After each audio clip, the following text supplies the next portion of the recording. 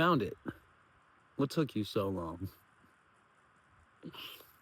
No, I'm just joking. This is here if you need it.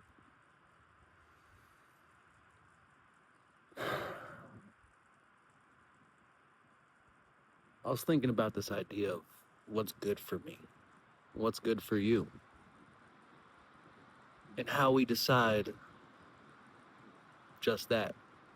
What is good for us? Is something being good for me just something that makes me feel good? Is it attached to a pleasure sensation? Is it attached to an emotional uh, dog whistle that says, like, good job? Or is it possible that the things that are best for me can sometimes and oftentimes feel like the worst? Pain is the price of freedom. It just is. When you realize that physical pain is rare and real, but rarer than emotional and psychological pain. And psychological pain is what we spend our entire lives avoiding, fortifying against, just in a constant dance of patching up holes that peek and crack into our sense of self and identity that we've created. Pain is the price of freedom. In realizing that the pain you feel about somebody not acknowledging you, or the pain you feel of a relationship not working the way you wanted it to, or the pain you feel of a job not going your way. When you realize that all that's doing is fortifying you and building thicker and thicker walls that separate you between an all-encompassing light, the moment you realize that what's good for you isn't always going to feel good for you.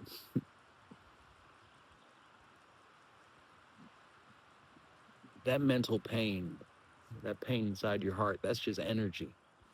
And the sooner we can classify it as just that, the closer we are to freeing up. When you feel a disturbance, when you feel something not go your way, and you realize, like, oh, this is just energy I'm experiencing. This isn't an indictment on my self-worth. This isn't an indictment on who I am as a person. The greater I in all of this, it's just a blockage that I get to notice right now. And the thing keeping me, keeping you, keeping us from enlightenment, which we'll get to what that means in a sec, but keeping us from enlightenment is the bracing and blocking of pain. When you realize it does you more good relaxing and releasing into that pain than doing something as a reactionary response to resolving it, the sooner you realize it's the thing holding us back from true freedom.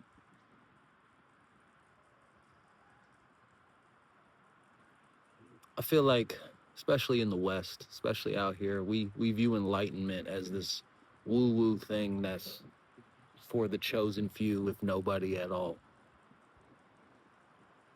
But the example I like to use is, it's like, imagine you built your dream house, right? Oh, good son. Imagine you built your dream house. Imagine you built this perfect house that has everything you need. That's, when someone looks at it, they'd go, damn, that's you. That is you. Imagine you did that. And imagine you spend all your time fortifying it and making it awesome. And eventually, you know, you cover up the windows and something happens and you you bolt the doors, and suddenly the light that's outside, that is for all of us, this deep, incredible field of great, wonderful vibrance, trillions and trillions of stars, we're blocking ourselves off from in order to maintain this perfect house that we have built.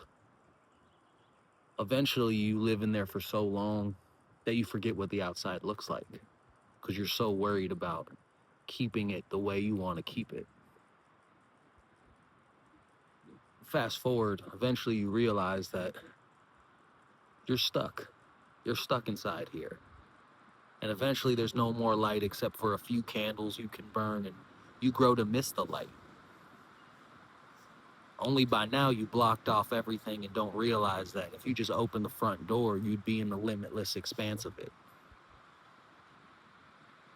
That's kind of how I feel enlightenment is. Enlightenment is less becoming this guru, becoming this person who has a main line to the creator, but rather it is this understanding in our part of patching up our identity and our psyche to keep the light from coming in. If you feel pain, you're closer to enlightenment than you realize, because that pain is an opportunity. That pain is the price of freedom. You telling yourself, when you feel a disturbance, when something doesn't go your way, I don't need to patch this up. That crack is going to let the light in. See? we got we got a big budget over here if you need it for the props, but quite literally like this. It's one of those things where you could look at it and you could just let that light in. You could use an opportunity to say, I'm not going to rush to defend myself. I'm not going to rush to patch this up. I'm going to feel that heat in my heart, that uncomfortability, that fear, and I'm going to relax and release and allow myself to not build on top of that anymore.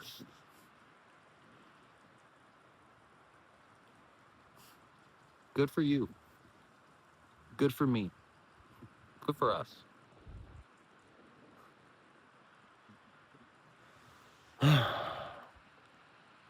Change of scenery today, obviously. I'm up in the Muir Woods in Northern California. It's a nice little reset. So take some time today and recognize that. Recognize that you built a wonderful house. You did. You built a beautiful, glorious house that's so uniquely you. But you closed all the windows and locked all the doors. Allow some light in. This is here if you need it.